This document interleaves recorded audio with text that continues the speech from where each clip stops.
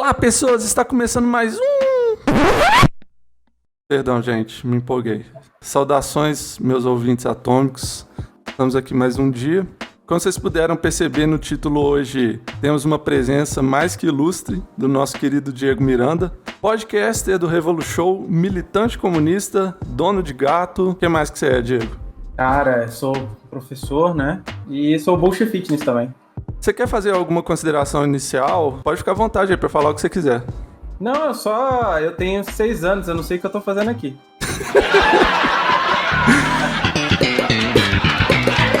Você tá aqui porque você é um camarada que você tem conhecimento do assunto, porque a gente já tem uma proximidade, porque a gente já fez uma live no meu canal, né, jogando RPG, mas só que eu queria realmente abordar a política mais diretamente, né, mesmo que de uma forma mais descontraída, assim. Como diz o ditado, né, Deus escreve certo por linhas tortas. E as linhas tortas de hoje vão ser prints de tiozões, os bolsonaristas lá, reacionários, falando sobre comunismo. E aí a gente vai reagir a esses posts junto. Antes de gravar, eu já tinha até falado com você, né, Diego, pra você preparar seu estômago, e é essa a dica que eu dou pra quem tá ouvindo aí também. Você tá preparado, Diego? Ai, tô preparado. Então bora pro segundo bloco. Então, já expliquei o que a gente vai fazer, mas a gente vai usar imagens. A gente vai ler junto umas imagens, uns prints que eu tirei. E imagem em podcast geralmente não é uma coisa que dá muito certo, né? Mas isso aqui eu vou tentar fazer a audiodescrição assim o melhor possível para vocês. Tá vendo aí? Tô vendo. Prepare-se para depressão. Vamos lá. A imagem tá falando o seguinte: sistemas econômicos para leigos. Aí é aquela típica imagem que divide de um lado capitalismo e de outro socialismo e coloca imagens, né? Tem aqui uma imagem de uma casinha, né? Bem modesta, mas isso aqui bonitinha e tal. E do outro lado tem uma feia, né? Mais precária, assim, que representa o socialismo. A casa bonitinha é capitalismo, a feia é socialismo. Aí, isso é o pobre, no caso, nesses sistemas. Já a classe média, no capitalismo, tem uma casa aqui que parece uma loja da Havan, com atrás uma piscina, né? E a classe média, no socialismo, também seria a mesma casinha pobre que foi no primeiro exemplo, né? Aí tem o terceiro exemplo, é o rico. No capitalismo, ele tem tipo um conglomerado, um bairro, sei lá, que parece até uma cidade grega. É uma mansão, né, velho? É uma mansão, mas sei lá, essa imagem tá tão ruim. Quase um shopping, né? Então, parece um shopping e ela tá tão embaçada que não dá pra sacar o que são essas coisas aqui sem ampliar. E o rico, no socialismo, seria a casinha pobre, né? Aí tem uma última partezinha aqui onde tá escrito governantes, né? E governantes aqui no capitalismo tá a Angela Merkel fazendo compra no supermercado, não sei o que isso significa necessariamente, mas do outro lado tem o camarada Kim Jong-un, né? E uma foto assim totalmente cortada, né? Ele tá de um lado e as coisas estão do outro. Tem um avião, um carro e tem diversos carros. Nada que ligue uma coisa à outra, mas exceto... Kim Jong-un, ostentação, é tipo isso. Então, é tipo o filho do Lula também. Mas enfim, essa imagem, eu tentei fazer a descrição da melhor forma possível. Não sei se eu consegui, eu acho que eu vou deixar depois Claro. Eu vou deixar um link depois na descrição para as pessoas verem. Mas enfim, bora então pro debate. O que você achou dessa imagem, Diego? Então, acho que essa imagem ela trabalha com um entendimento muito difundido, né, sobre a questão da igualdade, né, do socialismo. Porque geralmente o que você coloca? Você coloca que no socialismo todo mundo é igual, mas existe uma elite governante que goza dos mais altos privilégios, né? Que no capitalismo não. Porque o pobre aí é muito bonitinho, né? Porque o pobre ele tem casa própria, né? Não é igual o Brasil, que o pobre não tem sequer condições de pagar o seu aluguel na pandemia, desemprego estrutural. Mas tudo bem. E eles criam essa ideia, né? De que exige diferença de acordo com que você aumenta a sua posição social e que os governantes, eles são civis, assim, eles são iguais a todo mundo, né? Então, a Angela Merkel fazendo compra a mulher que é primeira-ministra da Alemanha está no mercado fazendo compra como qualquer cidadão. Não, o Kim Jong-un não é um cidadão comum, ele não vai ir no mercado igual qualquer outra pessoa. enfim, coisas desse tipo, né? Ignorando, inclusive, diferenças culturais, né? Porque o processo de desenvolvimento histórico na Europa é diferente da Ásia, e assim como é diferente na América Latina, né?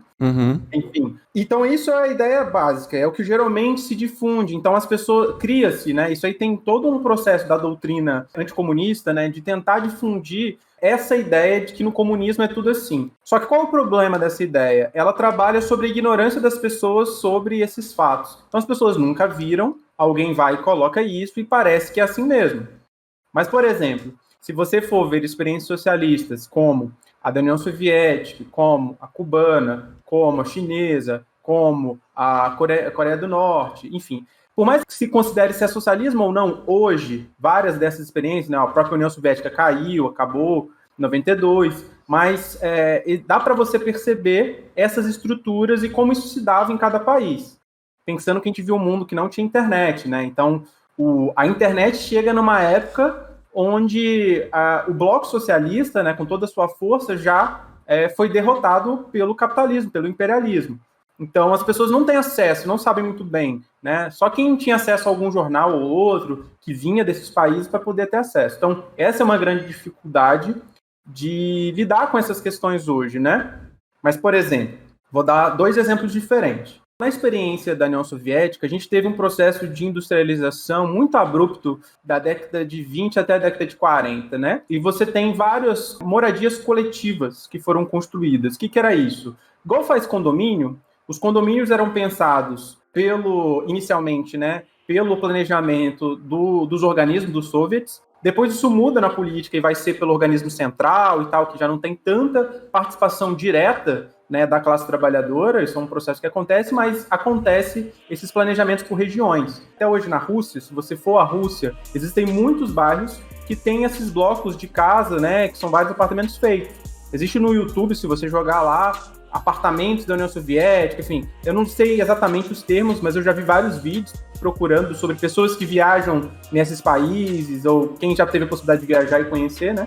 Mostrando como que é essa estrutura, né, como é muito bem feito. É, obviamente, uma dinâmica que exige um planejamento que é social e coletivo, e não individual, de eu conseguir a minha casa porque eu comprei de alguém, e aí foi. Não, isso tem a ver com um processo totalmente social e complexo. Né, à toa que o socialismo, né, não é uma ideia de igualdade pura e restrita, né? É a ideia de igualdade no sentido de que as pessoas conjuntamente, em cada condição, vão poder arrumar isso. Se você olha para Cuba, por exemplo, Cuba ela teve um problema porque é uma ilha muito pequena, não desenvolveu muitos aspectos industriais. Praticamente Cuba viveu durante boa parte ali da década de 50 até 90 vendendo cana-de-açúcar, etanol para a União Soviética, para a China ou para outros países. Com, né, o fim da União Soviética, ainda sofre um embargo cada vez maior dos Estados Unidos, e lá, de fato, as casas, os aparelhos eletrônicos, os carros, são tudo muito arcaicos. Tem um documentário, não sei se é Cameraman, Cuba, alguma coisa assim. Cuba e Cameraman. E aí dá para ver um pouco essa realidade, né, de como é que é. Então, as coisas lá, você tem um centro histórico que é, né, mais bem organizado, mas, de modo geral, as coisas são muito simples. Não tem um nível de complexidade. Por exemplo, se você for na Coreia do Norte, que em Pyongyang você tem prédios gigantescos, arranha-céu, aquelas coisas super, né, complexa, grande, né, uma estrutura bizarra, do que, por exemplo, num país como Cuba. Então, cada experiência socialista vai ter, de alguma forma, uma construção em relação, por exemplo, a isso que é moradia, né? E essa coisa dos governos é sempre uma justificativa, né? Porque na Europa você tem essa coisa do parlamentarismo, que dá a ideia de que o político ele é igual e tudo. E na Coreia, por exemplo, que é um país oriental, que tem tradições muito diferentes da nossa, né? Então, aquela coisa de uma disciplina muito direta. Eu estava rindo junto com uma camarada, porque a gente estava lendo um livro sobre o Mao na China, né? E uma coisa que ele fala, e isso tem a ver com todo o processo de colonização que a Inglaterra fez sobre a China, que o Mao fala assim, ó, a gente não pode comemorar aniversário, beber junto com as pessoas, a gente tem que ter uma posição, né, disciplinada, séria. E aí você olha e você fala, você ri, né? Por que eu não posso beber? Porque naquele contexto, para aquela conjuntura, naquela situação, fazia um sentido, porque a China foi um país, né, que foi humilhado historicamente pela Inglaterra, lembrando de várias guerras, a famosa Guerra do Ópio, e moralizar no sentido de criar uma disciplina, né, principalmente do partido, que era a vanguarda, que era muito importante. Então, dar o exemplo da disciplina, da construção de uma nação, essa coisa toda, é algo muito importante. Então, é um pouco isso. Só que, para quem não conhece, para quem está disposto a cair nessa, vai cair. Mas é fácil até de desmontar do ponto de vista do capitalismo, sem precisar falar da experiência socialista, que o pobre não tem casa própria, a classe média, não é toda a classe média que tem piscina, né? Porque você é classe média, você tem uma classe média baixa e alta, podemos dizer assim, né? Uhum. E a noção de rico também é muito confusa, né? Porque a ideia do capitalismo, eu sou capitalista porque eu tenho muito dinheiro. Não, né? Você pode ter alguém que é do que a gente, por exemplo, chama de uma aristocracia operária. O que é isso? Alguém que trabalha no setor de ponta da tecnologia, um grande gerente, que é um trabalhador, porque ele é um assalariado, mas tem um padrão de vida de morar numa cobertura em São Paulo. Chique.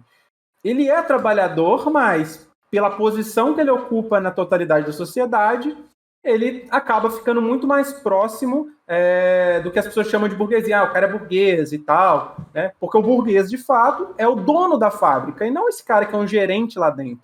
São os grupos de acionistas, né? Então, hoje a gente tem aquela coisa que não é um único dono das coisas, são grupos de acionistas, porque o mercado financeiro também está misturado com o mercado real, né? Seja de um produto de alguma coisa ou de outra.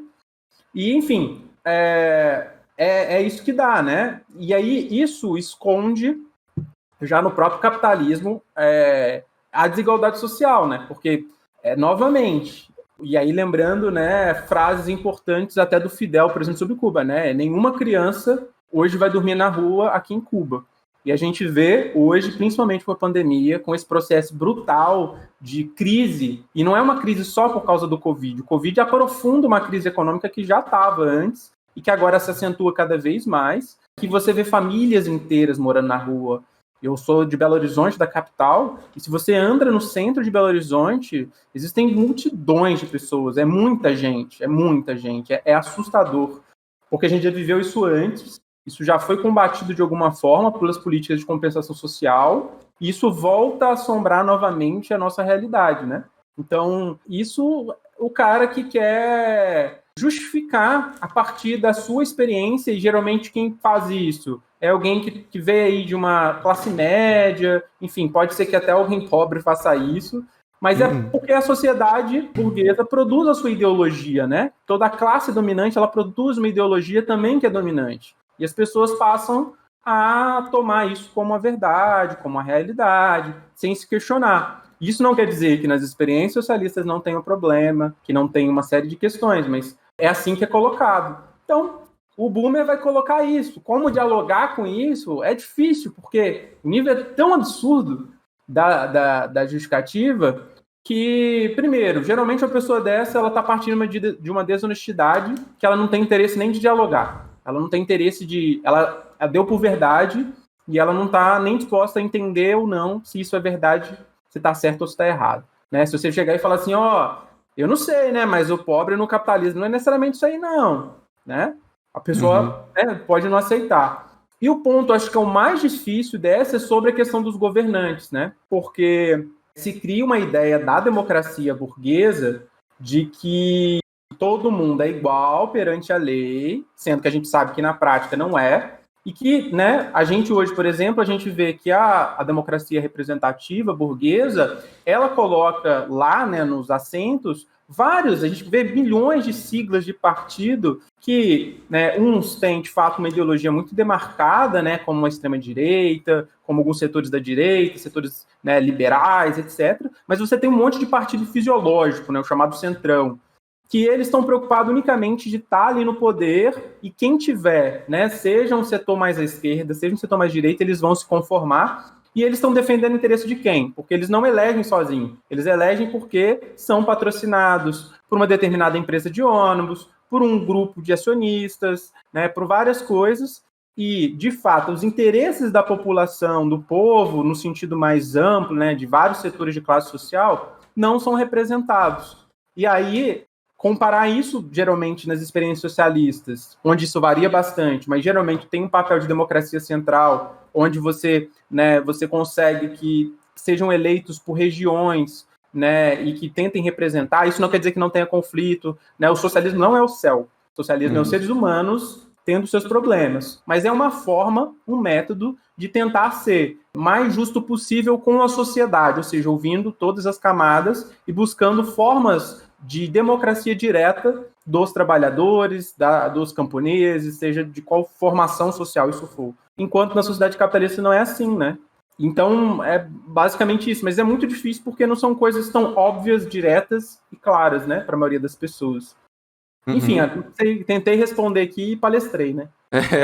Mas isso aqui foi uma surra de conhecimento. Eu gostei muito do que você falou, e assim, você tocou nesse ponto aí da pessoa que provavelmente até posta essa imagem aqui do boomer, que ele já tá com a cabeça fechada e tal. O que eu percebo é que, às vezes, tem um pouco de manipulação, lógico, né? A ideologia dominante vai ser a da classe dominante, mas tem uma parte que eu sinto, pelo menos, que é uma falta de humildade daquela pessoa. Eu não sei em que medida, assim, talvez em menor parte, não sei, mas que ela tá realmente ali fechada para todas as outras opiniões, só a dela que é certa, e eu acho que tem um pouco de mérito pessoal nisso daí também. O que você acha?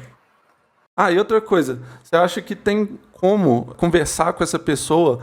E assim, o que leva também uma pessoa a ser assim? Você acha que é uma questão de característica personalidade, que vai levar ela a ser desumilde, fechada e que não vai querer ouvir outros argumentos? Ou você acha que é só a questão da ideologia dominante mesmo? Então, eu acho que é importante a gente entender quando a gente fala de ideologia, né? Porque às vezes parece que ideologias são ideias que as pessoas põem na nossa cabeça e pronto, né?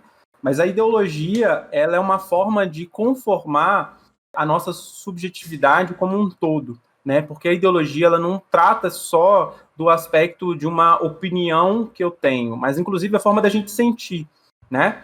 E isso tem a ver com coisas muito complexas para além da política. Por exemplo, né? Qualquer pessoa que faça psicoterapia, passa por um processo terapêutico, ela vai sempre se reconstruir a sua história pessoal. E na sua história pessoal, ela vai perceber que existem traços que tem muito a ver com a família, porque a família é uma dessas instituições, né? Principalmente a família nuclear da burguesia, que quer dizer, é uma instituição burguesa que foi conformada nesse tipo de sociedade, né? Nem sempre as famílias foram o que elas são hoje. E essa conformação vai gerar em nós alguns traços, né? Por exemplo, eu tenho um traço porque meu pai é alguém de um cara que trabalhou na roça, foi ser porteiro de uma fábrica, depois conseguiu ter um pequeno comércio de bairro, que é uma padaria, e assim, né, foi. E uma coisa que eu absorvi disso, sem eu querer e sem me questionar, foi o fato de trabalhar loucamente.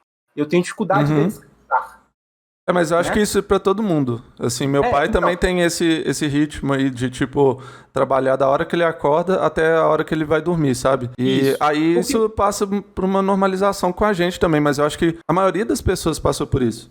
Então, não sei se é a maioria, mas assim, a gente tem uma camada importante da sociedade que, né, nos últimos 20, 30 anos passaram por um processo, porque são processos de mudança. Mas o que é importante disso? É importante porque esses processos são processos estruturados pela luta de classe. Então, alguém que vem de uma posição subalterna, com muita dificuldade, né? Por exemplo, a história do meu pai, que são 11 irmãos criados na roça, trabalhando no terreno de outra pessoa, com um mínimo de subsistência, sabe? Uma condição super precária, e o cara só consegue ver, olha, eu preciso sair daqui, trabalhar para juntar uma grana e não sei o quê, não sei o quê. E aí não há um processo de reflexão ou tomada crítica sobre como são os processos reais da sociedade, como que ela se reproduz. Deixa eu só fazer uma pergunta. Você acha que no Brasil isso é pior do que em outros lugares? Você acha que essa falta de capacidade crítica diante das injustiças do dia a dia que acontece com a classe trabalhadora, você acha que isso é uma coisa mais do Brasil? Se em outros países isso se dá em menor medida? O que você acha? Tá. Não, então, eu acho que isso é próprio da estrutura da dinâmica capitalista. Acontece que a história do capitalismo, em cada realidade social, ela se dá de uma forma. Nós viemos de uma formação social, historicamente, pautada, né, pelo colonialismo, pelo escravismo e pelas formas mais torpes possíveis de dominação. e é muito complexo na nossa história e é muito marcado porque faz pouquíssimo tempo, historicamente, de que a gente conseguiu abolir a escravidão formalmente, porque ainda existe trabalho escravo, né, análogo à escravidão no país hoje, em várias regiões do país. Então a gente está muito marcado por essas coisas. E em outros países capitalistas existe também em menor grau isso, mas por questões do seu próprio desenvolvimento histórico, né, seja a Europa, de vários países que passaram pelo estado de bem-estar social, que tiveram políticas de acesso à cultura, de acesso à educação, possibilitam aos sujeitos, às pessoas, a poderem, né, desenvolver mais a sua capacidade de compreensão de algumas coisas. Mas não de tudo também, porque, né, não existiu revolução socialista na Europa, né? Porque a conformação de dominação ela continua existindo. A diferença é que ela tem uma roupagem democrática, de alguém que é livre pensador, eu estou disposto ao debate, enquanto para a gente é um negócio muito duro, muito... Porque nós somos um país dependente, nós somos um país que estamos na margem do sistema capitalista, né? E assim, eles têm essa tranquilidade, essa democracia e tal, que esse estado de bem-estar social, qualidade de vida boa, mas só que é às nossas custas também, né? Isso então, não falam. Isso que é uma coisa importante, né? O Marx ele vai falar do processo de acumulação primitivo, né? Isso não quer dizer só dos processos da colônia que roubou ouro das Américas e se consolidou grandes indústrias na Europa, mas isso até hoje acontece que a gente chama de imperialismo, né? Quando a gente fala imperialismo, não é só um país que domina o outro país, mas é quando esses países eles sugam a riqueza, por exemplo. Vamos dar um exemplo sobre carros, né? Todo mundo no Brasil sabe que a indústria de carros domina, né? Temos uma porrada de estrada para mostrar isso. Nem sempre foi assim, no país já foi um país com grandes ferrovias, essas coisas são mudanças nesse processo. E as empresas de carro são empresas estrangeiras. A Volkswagen é uma empresa alemã, a Fiat é uma empresa italiana. Então, todo o dinheiro toda a riqueza que é produzida aqui, ela fica um pouco aqui, mas o bruto dessa riqueza é transferido para o seu dono, para o capital, né, que domina essa região. Então, a riqueza que é produzida aqui, que deveria ser socializada com esse país, ela vai para um outro país da Europa, dos Estados Unidos, para esses grupos de acionistas, né? Então, isso a gente chama de fugas de capital, né? E aí, essa áurea, né, de liberdade, enfim, dessa tranquilidade, de contradições sociais, elas acabam gerando isso. Só que uma coisa que eu queria chamar a atenção é que desde a crise de 2008, a Europa não é mais um lugar tão assim. Tanto é porque nós temos uma ascensão de grupos, né, fascistas na Europa, a gente tem o exemplo da Ucrânia, que é governado, que persegue, que abertamente é um regime fascista, e você tem tensões sociais na Espanha, as brigas entre, né, regiões da Espanha, porque a história da Espanha é uma história muito complexa de territórios que foram anexados e tomados, enfim. Tem uma Grécia que tem um processo, né, que ficou na austeridade absoluta, foi removida da União Europeia, e as contradições sociais lá começam a crescer, tanto é que o KKE, que é o Partido Comunista Grego, e a PAME, que é a Frente de Lutadores da Grécia, é um dos maiores organismos de luta, é um negócio gigantesco. A Itália, o Partido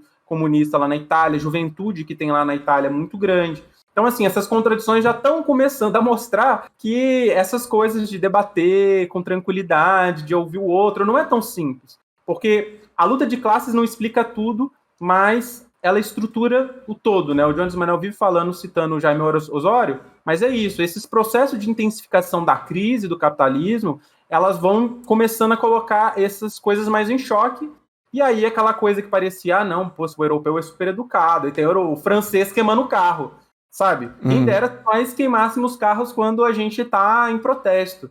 O brasileiro ainda, ele não tem uma tradição que alguns processos formam, né? Por exemplo, a gente teve grandes revoltas regionais no país. Então, existem regiões do país onde o tensionamento de luta em rua é muito grande, porque consolidou uma tradição. Tem regiões que não, né? E esses processos vão conformando uma tradição de luta para o país. Então, há lugares onde as pessoas têm muito mais disposição de enfrentamento direto com a polícia e outros lugares que não. E aí isso tem a ver com a história, de como que é a polícia também em cada região. Enfim, tem a ver com uma série de coisas que vão conformar a partir dessa subjetividade. Porque o que é a ideologia? A ideologia é a reprodução, né? A reprodução das coisas como se elas sempre forem assim e ela é assim porque ela é assim mesmo. Então, a ideologia, ela é essa reprodução acrítica das coisas, de alguma forma. Então, desde a nossa subjetividade, a um gosto de música, tudo isso é conformado por esse conflito, que é um conflito estruturado pela luta de classes, que vai disputar, né, a subjetividade, o desejo das pessoas. E aí, por isso que consumir as coisas, assistir isso ou aquilo, é, de alguma forma, conformar visões de mundo, né? Por exemplo, eu cresci vendo filme de Bruce Lee, Van Damme, com essas coisas, né, de filme de ação e tal. Então você vê lá, né, o Stallone que vai e derrota um exército sozinho, né? Parece que os orientais são um bando de lerdo e o cara é o fodão. E isso gera pra gente uma coisa, se a gente não aprende a ter minimamente uma posição, né, crítica e atenta sobre esses processos, a gente acha que isso é natural e passa a olhar os Estados Unidos como o grande exemplo de levar a democracia para o mundo todo, né? Enfim, mas é o Kim Jong-un faz uma arma nuclear e, de repente, os Estados Unidos quer apertar a mão do Kim Jong-un, né? É a arma do diálogo. Então, é isso, né? Essas contradições que, às vezes, a nossa consciência, espontaneamente, ela é muito fragmentada. Então a gente, por exemplo, vê as coisas a partir de uma experiência que eu tenho e tudo. O que por exemplo, na psicologia, né, numa psicoterapia a gente faz? É tentar reorganizar essas experiências que não têm conexões umas coisas com a outra, né? Quando a gente é marxista, uma coisa que a gente aprende sobre o método é que o método é sempre isso. Você parte de um imediato que é caótico, que é confuso, e a partir, né, das diversas categorias, né, da teoria, você vai conseguir refletir na realidade e reconstruir essa realidade que era muito confusa de outra forma. E aí as coisas parecem fazer mais sentido, é mais fácil conseguir explicar as coisas, mas todo mundo vive esse mundo dessa imediaticidade, né, desse imediato caótico. Então você reproduz ele sem questionar. E como a classe dominante é a burguesia, você segue como se fosse uma onda, né? Vai indo na onda disso. Uhum. Então é um pouco isso. E você não muda também essa posição só puramente analisando as coisas. Porque, às vezes, só o fato de você analisar, você ainda não compreende, porque algumas coisas exigem experiência. Por exemplo, eu tinha muito receio, quando era mais jovem, dessas coisas de ocupação e tal, porque eu achava que, né, às vezes as pessoas podiam exagerar. Sim, ficava preocupado com isso. Quando a primeira vez eu fui participar de um processo de ocupação, que foi contra a PEC da morte, que congela os gastos de educação, saúde, serviço social, enfim. Eu fui ocupar a universidade, eu estava fazendo mestrado na época, e aí eu vi como que era brutal a gente tentando sustentar uma ocupação assim, entre trancos e barrancos, e como que a mídia, como que na universidade, como ao redor, foi criando uma coisa de que a gente era baderneiro, que a gente não sei o quê, e nananã, sendo que a gente, assim, tava, sabe, tentando fazer tudo da melhor forma possível, mas a gente teve professor que invadiu o espaço, ameaçou a gente, uma série de coisas assim. E se eu não tivesse passado por essa experiência, eu poderia achar, não, realmente, nossa, que alunos mal educados, que coisa, porque eu não passei por uma experiência de entender minimamente o que é esse processo. Então, né, varia muito em como cada um consegue desenvolver por si só e chegar a essas conclusões, mas também participar de processos, né, vai ajudar a gente a entender nessas coisas. Uhum. Como você falou, né, lutar contra essa ideologia dominante é uma tarefa muito difícil, porque você tá se opondo ali meio que sozinho, às vezes, né, contra todo um aparato que vem de todos os lados e fica até difícil você falar alguma coisa contra alguém que já tem a mente formada. Assim como a gente, né? Assim como qualquer um, a gente tem a mente formada dentro desses moldes aí, mas só que em alguns momentos, assim como estudando, sabe? Realmente se aprofundando, inclusive no marxismo, a gente consegue sair um pouco disso, né? E começar a questionar. Isso, eu acho que o ponto inicial para você sair dessa inércia e começar a pensar com sua própria cabeça, tô falando de uma forma bem generalista aqui, é começar a estudar filosofia, se perguntar, se questionar. Esses são, assim, os pontapés iniciais, eu acredito. Pelo menos comigo foi assim. Eu era meio que fechadão também. Na verdade, eu não manjava nada de política até ensino médio, assim, mais ou menos. Mas só que aí, inclusive eu era religioso, né? Eu era católico, muito católico, inclusive. vivia a vida ali, né? Tipo, sem questionar muito. Eu levava mais coisas do cotidiano, assim, né? Tipo, por que tal coisa aconteceu comigo? Mas só que nada tão grande, assim, a ponto de política e tal. Mas aí, quando eu comecei a me questionar no ensino médico, eu saí de uma cidade pequena e fui para uma maior também, aí eu consegui abrir um pouco a minha cabeça, começar a me questionar. Tive gente que também fazia isso, e aí isso é uma influência muito boa, né? Para poder começar realmente a ter uma concepção política assim, bem formada. Às vezes você nem relaciona um ato que aconteceu na sua vida com política. Tem muita gente que é assim quando é mais novo e continua assim pro resto da vida.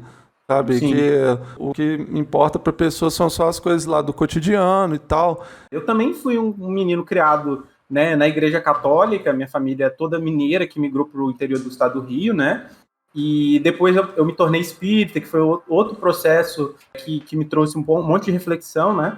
Mas eu lembro muito de uma fala do Dom Helder Câmara, né, que foi uma das lideranças católicas aqui do país, muito importante, que ele fala isso, e a religião, por incrível que pareça, foi o que me trouxe para a política. Porque eu comecei a fazer trabalhos assistenciais, e isso foi me suscitando questões, né? Eu estava na busca de tentar ser um ser humano melhor, né? Como qualquer pessoa que, em geral, procura uma religião para se transformar. E aí o Dom Helder Câmara fala assim, quando dou comida aos pobres, me chamam de santo. Quando pergunto por que eles são pobres, me chamam de comunista. E foi assim, né? Num processo aparentemente simples de eu questionar algumas coisas, as pessoas começaram a olhar diferente. E aí começaram a me dizer sobre coisas e eu fui procurar estudar, conhecer. E eu fui me aproximando da política, né? Isso eu já estava com os meus 18, 19 anos. Eu, na época, quando era mais novo, eu ia pra Lan House jogar CS. Né? Eu ia fazer coisas desse tipo, como qualquer jovem da minha cidade. Eu cresci numa cidade operária, marcada por greve, marcada por uma série de coisas, mas nunca nada disso me afetou ao ponto de eu querer agir. Mas uma experiência, aparentemente, né, religiosa, me levou para esse aspecto mais da política, né? E aí as coisas foram se transformando a partir disso. Você falou muito bem e, assim, eu me senti até numa live do Revolu Show aqui, porque quando eu ouço a live de vocês, ou então, eu acho que na live eu acho que vocês acabam sendo um pouco mais leves, assim, porque no podcast vocês têm um roteiro, assim, eu imagino, né? Sim. Mas é que aí, tipo assim, às vezes eu viajo, velho, eu deixo só tocando, assim, vou ouvindo, viajo, cara. Mandando muito bem. E é pela primeira vez nesse podcast, qualidade. Vamos pro próximo imagem. Vamos lá. Ai, cara. Eita, isso aqui é cringe, textão. Tá? Isso aqui é cringe, é um textão. Então tá, vamos lá. Se prepara de novo, respira. Aí vai lá. Vamos lá.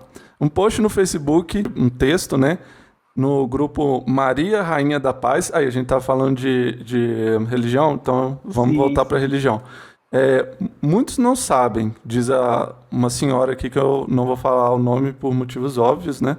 Ela diz, muitos não sabem, mas o Brasil recebeu na década de 1930 uma aparição de Nossa Senhora das Graças. Consigo, a Mãe de Deus trazia uma mensagem importante, um verdadeiro alerta para a nossa nação. A Mãe do Senhor, sob o título de Nossa Senhora das Graças, visitou o Brasil na década de 1930, aparecendo para duas jovenzinhas num sítio no interior de Pernambuco. Uma das videntes, a irmã Adélia, faleceu no dia 13 de outubro, PP. Não sei o que significa. Contudo, a mensagem a ela transmitida pela Virgem Santíssima continua atual e oportuna. Em perfeita consonância com as suas demais aparições, a Senhora das Graças preveniu as jovens de que 3 castigos se abateriam sobre o Brasil e que o país seria tomado pelo comunismo. Ora, a situação da sociedade brasileira não deixa margem para a dúvida de que a Senhora estava certa. O país está cada mais mergulhado no ideal socialista e no marxismo cultural. Isso diz ela no dia 14 de março de 2021, ela está dizendo isso. Felizmente, além de alertar para o perigo, a Virgem Santíssima ofereceu também o remédio, a oração e penitência. Portanto, que todos a obedeçam, intensificando as súplicas e os atos de reparação para evitar que a chaga do comunismo se abata definitivamente nesta terra de Santa Cruz.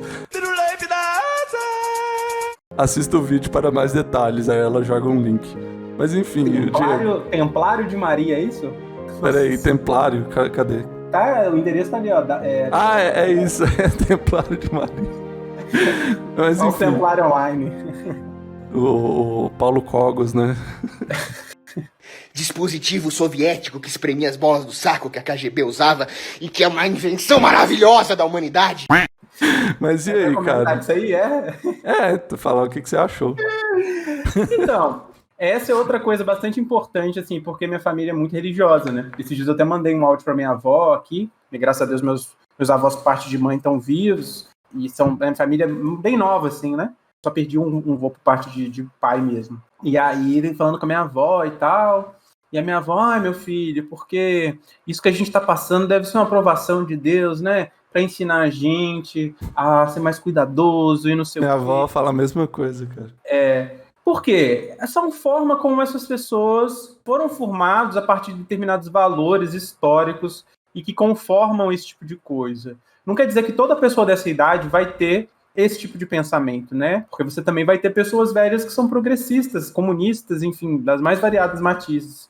E, inclusive, dentro da própria religião, há luta de classes, no seu sentido que há projetos em disputa dentro das instituições, dentro, né, dos organismos. Então, você tem igrejas protestantes ou igrejas evangélicas que são igrejas progressistas, abertas, que permitem que coisas como o fato da pessoa ser LGBT não afaste ela da religião e várias coisas. E assim, você também vai ter estruturas religiosas que vão ser super fechadas. Dentro da tradição católica, isso não é diferente, né? A gente tem, por exemplo, a teologia da libertação, que foi uma forma de entender a mensagem do evangelho, né? Essa coisa do cristianismo e da tradição de uma forma muito diferente, né? Que, inclusive, tem relações até com influência do marxismo como movimento, né? À toa que você está falando da década de 30, né? Por que a década de 30? Porque a década de 30 envolve quando começa a se existir uma política anticomunista muito forte, porque 17 a gente tem a primeira grande revolução socialista. Nossa, mas você não acha que isso foi coincidência, não? Porque... Não, acho que a data ela tem a ver com o processo histórico de quando essas coisas começam a ser disputadas, né? Uhum. Quando isso começa a ser colocado. A Igreja Católica, por exemplo, ela teve, na sua história, algumas cartas, que são cartas papais, que orientam as perspectivas. Então, por exemplo, no final do século XIX, com um processo muito grande do que eles chamam de expressão das questões sociais, né? Do empobrecimento, de várias coisas, né, que a Europa passava, que o mundo passava, a Igreja desenvolve uma doutrina social da Igreja, que é uma doutrina de compreensão de que a igreja precisa se abrir para a população de uma forma mais ampla, que precisa ter uma estrutura menos rígida, porque a igreja católica nem sempre foi a mesma coisa. E depois você também tem outra carta, porque eu não lembro agora de cabeça quais são essas cartas, sabe? Porque eu já estudei isso, porque de alguma forma eu pesquisei educação popular, e a educação popular brasileira ela vem tanto para o lado dos comunistas, como para esse setor da esquerda católica, né? Que buscou, através do que a gente conhece hoje como pastorais, que meio que saíram um pouco assim de atuação, mas as pastorais já foram muito fortes, né? Pastoral de luta contra a fome, de luta contra o racismo, em defesa dos indígenas, enfim, várias e várias estruturas no interior de uma mesma instituição, né? Como você tem, né, igrejas tradicionais que reforçam, né, preconceitos que historicamente sempre existiram, que reforçam essas estruturas de dominação. E aí, o que acontece? Num processo de crise, porque é isso, né? Esse tipo de coisa ele vem à tona, primeiro, porque a gente tem a internet, né? E a internet possibilitou que tudo pudesse vir, né, à luz, assim, embora algumas coisas ganham mais destaque do que a outra, porque existe um aplicativo que controla um determinado algoritmo, enfim. Mas, enfim, a ideia é que a internet possibilitou isso. E as pessoas trazem esse tipo de coisa, por quê? A pessoa que é muito religiosa e que tem uma fé muito forte, ela vai ler isso e ela não vai, muitas das vezes, questionar a veracidade disso. Ela vai tomar que, olha, realmente, isso aconteceu. Ou, minimamente, se ela tiver desconfiança, ela falar, nossa, eu vi, será que existe mais coisa? Aí ela pode até procurar, né, algum padre, alguém que possa ajudar a orientar ela em relação a essas questões. Mas isso pode ser simplesmente uma mentira. Alguém montou isso, né? Que eu acho mais provável que esse tipo de coisa não tenha sido, de fato, um acontecimento ou uma narrativa antiga, é uma coisa moderna, que remontaram a isso, né? Mas se foi também, né? Isso aí cabe ao historiador fazer esse esforço. E aí fala assim, né? Um país tomado pelo comunismo. E, novamente, noções de comunismo, de socialismo, como, por exemplo, se fosse oposto ao cristianismo, sabe? Aham. E aí é uma coisa que a gente tem que questionar também, porque aí, quer dizer, de que leitura do cristianismo está sendo feita, né? Uhum. Então existe uma ala cristã que vai entender dessa forma, e existem outras alas que vão entender de outra forma, né?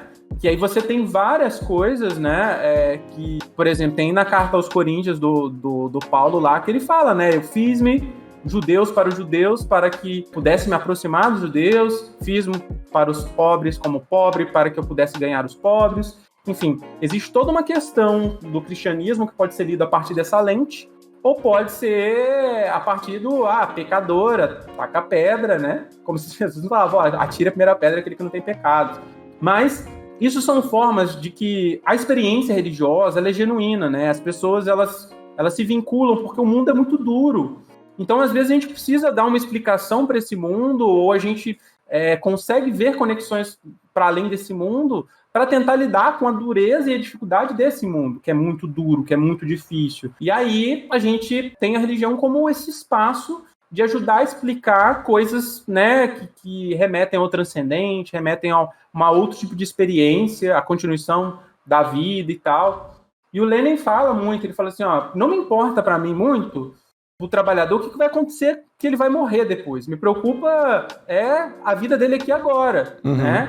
E a gente, né, eu como um comunista, eu quero relacionar essa questão que a pessoa está vivendo com a realidade que a gente consegue identificar.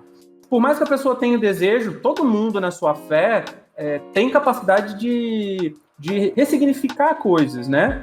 Então, às vezes, você é ensinado uma coisa que é criança, quando você chega adulto, você percebe que aquilo era errado. E você busca mudar a sua postura, né? Então, isso é possível. Só que, como nós somos num país que o nível de escolarização é muito baixo, que as pessoas tendem a tomar as coisas como verdade sem, né, minimamente parar para pensar. Enfim, essas coisas elas disseminam e elas ganham um setor, né? Existe um certo setor que vai comprar essa ideia. Que vai comprar essa ideia de realmente, Nossa Senhora apareceu, está falando que o mundo vai ser tomado o Brasil vai ser tomado pelo comunismo, temos que ter cuidado com isso, né? Então, eu vejo assim, sabe? Eu vejo que isso aqui é um artifício, né, propagandístico, agitativo, usando termos comunistas, né, de tentar ganhar outras consciências, outros corações, por uma causa que é essa causa da manutenção da ordem, né? Ninguém disse que essa ordem é desigual, que essa ordem prejudica uns em benefícios de uma minoria, uma grande massa. Então, é um pouco isso, né? Religião aqui no podcast é um assunto que volta e meia parece, saca? Eu não sei nem como, porque eu não sou religioso, sabe? Porque, cara, a religião, ela é uma das estruturas que fundamentam relações sociais no nosso país. Por exemplo, a universidade no Brasil, ela é muito, muito recente. Mas desde que esse país foi colonizado, ele tem igreja. E tem igreja em todo lugar desse país que você imaginar. Eu fiz pesquisa, né, sobre educação no campo, esse tipo de coisa, e tem uma coisa que tem em todo lugar. Campo de futebol e igreja. Isso tem em todos os lugares. Eu podia dizer o bar também, mas nem em todo lugar tem bar. Mas essas coisas estão em todo o território nacional, em toda a ponta, em todos os lugares. Então, é uma coisa que forma a gente, né? Não tem como meio que fugir, né, dessas questões e da nossa própria formação social, né? Eu queria te perguntar, você falou de influência da internet no surgimento de pessoas, assim como a pessoa da imagem ali. A que você acha que se atribui esse surgimento? Você acha que a internet teve um papel assim crucial e que se não tivesse ela, esse tipo de pessoa talvez não tornaria um agente político mais presente no Brasil nesse momento? Então, não, eu acho que a internet ela cria novas contradições, né? Porque o dono do jornal, as pessoas influentes de determinados grupos, seja ligados à igreja, sempre exerceram o seu poder, porque existem aparelhos, né, que a gente chama de aparelhos ideológicos, né, ou aparelhos de hegemonia, que são instituições, grupos que sempre, né, dominaram determinado setor. Então, de uma pequena cidade, dentro de uma capital, talvez isso muito mais diluído em vários grupos. Então, a igreja sempre foi isso, a escola é um aparelho, a praça, né, o bairro, dependendo de como ele se conforma, ele pode ter também alguns aparelhos. Então, é assim que você ganha as pessoas por tipo de coisa. Então, sempre existiu dominação, né, hegemonia, aparelho ideológico, dizendo para as pessoas sobre como que elas têm que pensar, como que elas têm que ver, etc, etc, né? Então, isso sempre existiu. O que a internet trouxe? A internet trouxe uma nova forma de se expressar. Primeiro, a gente tem que reconhecer que a internet não está a massa total da população, mas a cada ano essa massa aumenta, né? E a internet, ela começou de um processo lento e gradual que vai se complexificando, né? Eu, por exemplo, fui ter meu computador em 1999. Primeira vez que eu ganhei um computador, eu tinha 13 anos. E primeira vez que fui entrar na rede de escada, né? Eu lembro que tinha que entrar depois da meia-noite, que pagava um pulso só. Umas coisas assim. E... Também peguei essa fase. Era um mundo muito diferente, né? Eu lembro que a primeira vez que eu entrei era bate-papo da UOL. Aí depois eu fui descobrindo outras coisas. Fui jogar joguinhos, adorava, né? Sempre gostei de videogame, tinha videogame em casa.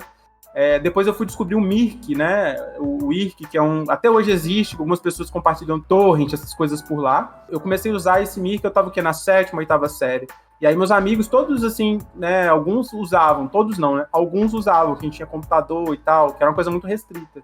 E aí você conhecia a galera assim. Eu conheci a minha juventude toda, foi toda sexta-feira, à tarde, a gente ia pro shopping, conhecer pessoas que a gente conhecia na internet. Ou rever as pessoas e tal. E isso criou uma relação. Eu tinha meus amigos do bairro, do pessoal que eu jogava bola junto, que eu jogava videogame, que eu ficava trocando ideia na rua, e tinha essas pessoas que eu conhecia das mais diferentes regiões da cidade, porque eu conhecia no bate-papo. Pô, que legal, cara. Isso não acontece hoje em dia e a condição tecnológica tá muito melhor, né? Isso aí são particularidades de algum tipo de formação e de uma época que a internet era de um jeito, né? Eu lembro que meus pais sempre falavam, tem que ter muito cuidado com a internet, risco, você não sabe quem tá do outro lado, né? Enquanto isso hoje é praticamente ignorado, né? É muito engraçado. Mas eu lembro que tanto é que para conhecer as pessoas, a gente conhecia na praça de alimentação, que era impossível, era um lugar tipo super público, então se a pessoa tivesse de mentir, ela teria que mentir ali, ou criar uma situação para fazer qualquer coisa com você, né? Então a gente tinha muito isso.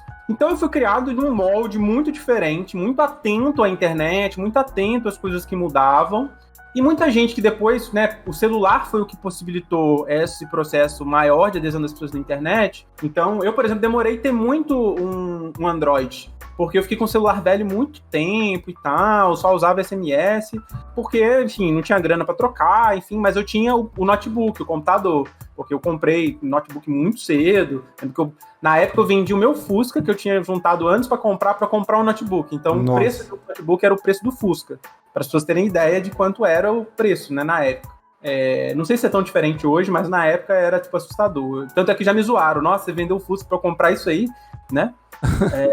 Mas era porque era material de trabalho também, né? Mas só que meu pai também passou por isso. Ele trocou a moto, não, acho que foi o contrário. Foi minha tia que trocou com meu pai. Ela deu o celular, ela deu a moto e meu pai deu o celular.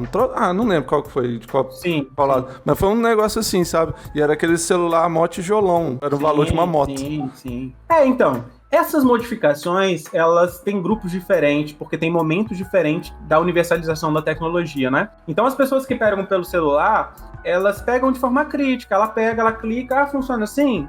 Ah, funciona. Só que ela não tem noção, assim, por exemplo, como eu tenho uma memória mais antiga da internet, eu consigo ver movimentos de como que a internet mudou, sabe? Essa pessoa não, pra ela é universal. É igual você pegar uma criança que ela, com menos de 1 ano de idade, ela já faz raça pulada no tablet, no celular, sabe? Isso é uma parada bizarra. A primeira vez que eu vi isso, eu fiquei, que é isso? Porque eu cresci no analógico, então assim, eu aprendi a usar uma manete de videogame muito cedo, com 4, 5 anos eu sabia usar uma manete. Mas a criança, ela já nasce com touch, tá ligado? É outra coisa. Assim, eu acho que isso é uma demonstração de como a gente se adapta, né, dando as situações, assim. E assim, aí... tem uma questão também, que essa questão de usar o touch já muito cedo, falam que tem um impacto negativo depois nas pessoas, porque elas acabam que não raciocinam muito e querem mexer tudo com a mão, saca? Uns trem assim. Isso se não for acompanhado de outros processos, né? O touch por si só, ele não é um problema. A tecnologia por si só não é um problema. O problema é o uso social dela. É como ela ocupa, né? Por exemplo, a tecnologia virou um aliado de pais para que, ao momento que a criança está ali demandando muita coisa, você dá um celular que eu cala a boca, né? Eu, por exemplo, meus pais falam, Diego era muito tranquilo, porque eu ficava no videogame. Então, assim, é o menino bonzinho, porque... comigo era o contrário. Eu era bonzinho também, mas porque eu ficava muito no videogame, meus pais mais condenavam do que ficavam falando, ele é bonzinho, ele é tranquilo. Foi o contrário. Entendi. Isso pode variar, mas assim... em geral, quando a criança é muito pequena, toda hora aquela coisa de dar o celular, porque o menino fica demandando. E aquilo ali distrai. O menino fica 4 horas ali e te dá sossego. Fala sério, é muito difícil ser pai e mãe, porque é uma responsabilidade que deveria ser uma responsabilidade social e é uma responsabilidade dada para indivíduos, que é um peso gigantesco, né? Você é responsável por um ser humano. Nossa, isso é assustador. E aí, num processo desse, às vezes por cansaço e tudo, você acaba fazendo isso. Só que isso gera um processo de naturalização e de uma forma de subjetividade que a pessoa passa a ver aquilo como verdade. Só que, para além disso, isso vai conformando relações sociais. Eu, por exemplo, eu tenho vários amigos, né, colegas, pessoas que eu tenho mais ou menos contato, que eu conheci jogando. Então tem um cara que jogou Ragnarok comigo, lá não sei aonde, que até hoje eu tenho um cara no Instagram, troca ideia, é um chegada, um cara legal, enfim. Aí tem um outro colega que eu conheci jogando, sei lá, outro jogo, ou participando, não sei lá do que, de uma live. Hoje as pessoas se conhecem no chat da live. É verdade, né? Verdade. Já fiz amigo em chat live. E aí, assim, você cria uma amizade a partir dali, porque são espaços de socialização. A diferença é que é uma nova dinâmica. E assim, eu não sou especialista do tema, já li algumas coisas, só que isso vai gerando, né, formas totalmente novas de disseminação e controle das coisas. E aí passa para uma outra coisa, que é entender como que é o processo de estruturação da luta de classes nesses espaços, né? Por exemplo, existem empresas que são donas de cada aplicativo, que tem um algoritmo próprio, que vai orientar as coisas do que ela quer mais ou quer menos. Então, essa forma, ela não é neutra, sabe? Não é igual o tete a tete, que você fala com a pessoa e tal. Ela é mediada por uma empresa que tem um produto fechado, que você não sabe muito bem o que é, mas você usa e consegue falar com outras pessoas. E aí, grupos que se organizam politicamente, eles vão entendendo essa estrutura e vão tentando, dentro dessa estrutura, ver formas de ganhar espaço, de disseminar, de propagar, de defender determinadas posições. Então, a direita fez isso muito bem, né? A direita conseguiu consolidar todo um ramo de conhecimento sobre isso e de atuação sobre isso. Então, criaram dinâmicas para poder propagar, crescer, além de coisas como bot. Por exemplo, as pessoas falam de bot, né? Eu descobri bot, eu conheço bot jogando o jogo. Porque a primeira vez que eu descobri bot, o bot era uma programação para gerir um personagem do seu jogo sem você precisar estar presente jogando. E isso era uma forma de trapaça, de cheat e tal, que você poderia usar mais ou menos ali no jogo se você achasse que poderia, que era justo, que era certo, enfim. Existia. A questão é que essa coisa que era para uma coisa de lazer, enfim, a mesma tecnologia ela é utilizada depois para pensar como atuar na rede, criando perfis falsos e dando uma impressão de que existe um volume grande de pessoas, só que são vários desses perfis que atuam coordenado. Então ele gera um movimento coordenado, como se fossem várias pessoas, e gera um efeito, né, de jogar, por exemplo, uma coisa pro Trend Topics no Twitter, ou em outras redes agir de outra forma, né? Existem várias ferramentas de marketing digital, de uso de ferramentas, enfim. Isso quer dizer que é muito complexo esse mundo, e o aparente de você só usar, ser um usuário comum, é como se você fosse um cidadão comum, né? E se você passa a criticar e analisar politicamente, você vai entender que você não é só um cidadão comum, você pertence a uma classe social, existe determinados grupos interessados ou em vender determinadas coisas, ou utilizar, sei lá, os seus dados pessoais para poder gerar algoritmo e criar, por exemplo, igual a Netflix, né, que cria roteiros a partir da própria experiência dos usuários. Uhum. Uma área do design, de algumas, que é uma área, na verdade, interdisciplinar, que chama UX, né, que é a experiência do usuário. E lá os caras vão recolhendo um tanto de coisa e criam um produto já com um destino claro, né? Ó, esse filme foi feito para atingir esse grupo, porque esse grupo é isso. Então, assim, existe várias coisas sobre isso. Eu acho que tem aquele documentário da Netflix, né, sobre as redes sociais, que ele parece ser catastrófico, ele parece ser, tipo, nossa, então vamos parar de usar redes sociais. Não, porque abrir mão de estar nesses espaços é abrir mão também de entender o que está acontecendo, de influir também no interior desse processo, mesmo que a gente saiba que a nossa influência, o nosso papel, enfim, é pouco, né? Mas a gente tem que entender que esses aplicativos, essas coisas geram um processo de adoecimento, né? Ninguém aguenta mais a propaganda da mocinha dançando no TikTok, né? Mãozinha pro ar, balançou, pescoço pra lá e tá Que tá insuportável. Já virou meme, já a galera usar isso, porque, nossa, é um negócio assustador. Enfim, então entender essas estruturas, né? É também quebrar um pouco a ingenuidade. Só que a gente tem que entender que a grande massa das pessoas que hoje usam a tecnologia, elas estão presas nessa ingenuidade. E não existe nenhum projeto escolar de formação de pessoas para o mundo digital, né? Ensinar as pessoas como é o mundo digital, como ele funciona, isso não é ensinado na escola. Não é ensinado em lugar nenhum, a não ser que determinados grupos que querem, né, guiar e direcionar as pessoas vão ensinar as pessoas para isso. Eu não sou, viva a era digital, porque não acho que é isso a questão, mas entender que isso chegou, tá para ficar, isso altera muito as condições hoje da gente pensar, inclusive, a questão da divisão do trabalho, de entender melhor e planejar melhor a alocação de força de trabalho, de tempo, de uma série de coisas, né? Esses aplicativos de demanda, eles criaram uma dinâmica que é muito interessante. Então, eles conseguem articular uma massa de trabalhadores a partir de um sistema. O problema não é o sistema existir, o problema é que quem gera esse sistema não quer pagar direito trabalhista, não quer garantir seguridade para o trabalhador, enfim. Mas a tecnologia em si, ela tem um problema que ela está apoderada por um determinado grupo social, por uma classe social. E essa é a questão que a gente tem que estar atento e buscar, né, não demonizar a tecnologia, mas tentar transformar para que ela sirva aos interesses da classe trabalhadora, aos interesses do povo, né? Então é um pouco isso.